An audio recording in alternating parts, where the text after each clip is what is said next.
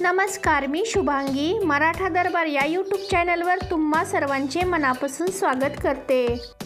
बऱ्याच जणांना शेपूची भाजी ही त्याच्या वासामुळे खायला आवडत नाही. मात्र शेपूची भाजी ही आरोग्यासाठी खूपच चांगली असते.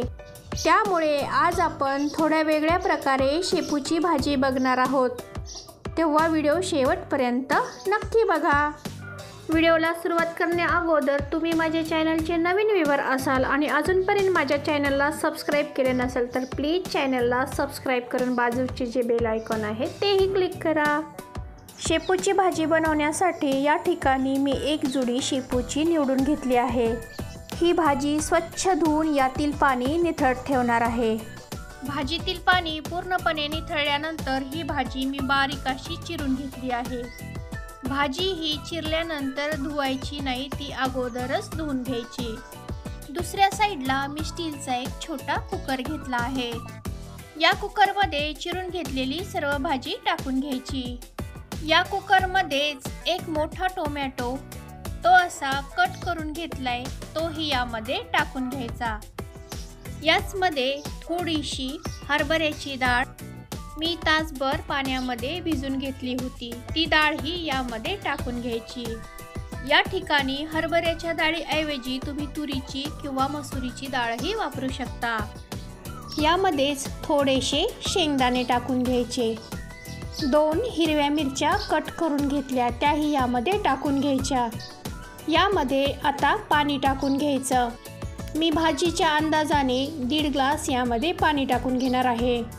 झाकण लावून गॅसवर ठेवून याच्या आता 2 शिट्ट्या करून घ्यायच्या.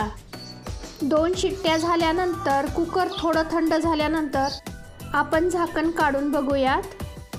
हे बघा, भाजी शिजून तयार झाली आहे. लाकडी रवीच्या साहाय्याने ही भाजी व्यवस्थित अशी मिक्स करून घ्यायची. नंतर या भाजीमध्ये थोडंसं बेसन पीठ मिक्स करायचं. या वाटीमधील थोडंसं बेसन पीठ मी या भाजीमध्ये टाकून घेणार आहे. रवीच्या साहाय्याने परत हटणार आहे, जेणेकरून बेसन पीठ ह्या भाजीमध्ये व्यवस्थित असं मिक्स होईल. हटत असताना पिठाच्या गुठळ्या होऊ द्यायच्या नाहीत. या छोट्या वाटीमधील अर्धं पीठ मी या भाजीसाठी वापरलं आहे. व्यवस्थित असं मिक्स करून झाल्यानंतर आपण वळूयात आता गॅसकडे. मी गॅसवर एक पितळेची कढई तापत ठेवली आहे.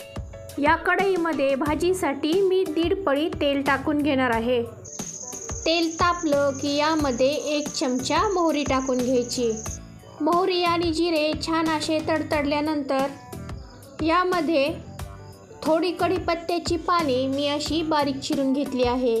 बारीक चिरल्यामुळे ते खाल्लेही जातात आणि त्याचा सुगंध छान असा उतरतो भाजीमध्ये. यानंतर 1 लसूणचा गड्डा सोलून त्याचे असे बारीक तुकडे केले आहेत, तेही या तेलामध्ये टाकून घ्यायचे. गॅसची फ्लेम मिडियम ठेवून हा लसूण मस्त असा तांबूस रंग येईपर्यंत तळून घ्यायचा. हे बघा, काही वेळानंतर लसणाला असा मस्त तांबूस रंग आला आहे. आता यामध्ये अर्धा चमचा हळद टाकून घ्यायची. 2 चमचे बेडगी मिरचीचे लाल तिखट. तिखट हे तेलामध्ये टाकल्यामुळे भाजीला कलर खूप सुंदर येतो. तिखट टाकल्यानंतर अर्धा मिनिटाने कुकरमध्ये शिजवलेली भाजी या तेलामध्ये टाकून घ्यायची.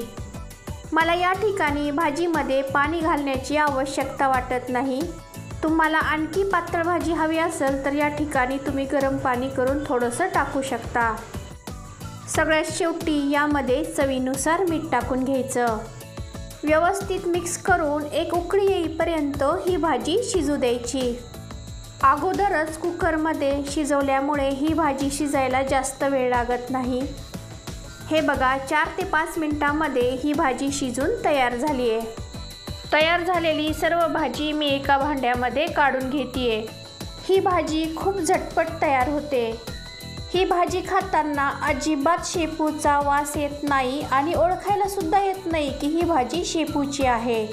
ही भाजी चपाती, भाकरी, भात कशासोबतही खाऊ शकता, मस्तच लागते. तुम्हाला माझी आजची भाजी कशी वाटली हे कमेंटमध्ये नक्की सांगा. व्हिडिओ आवडल्यास व्हिडिओला एक लाईक करून व्हिडिओ तुमच्या नातेवाईकांमध्ये मित्रमैत्रिणींमध्ये जास्तीत जास्त शेअर करायला मात्र विसरू नका।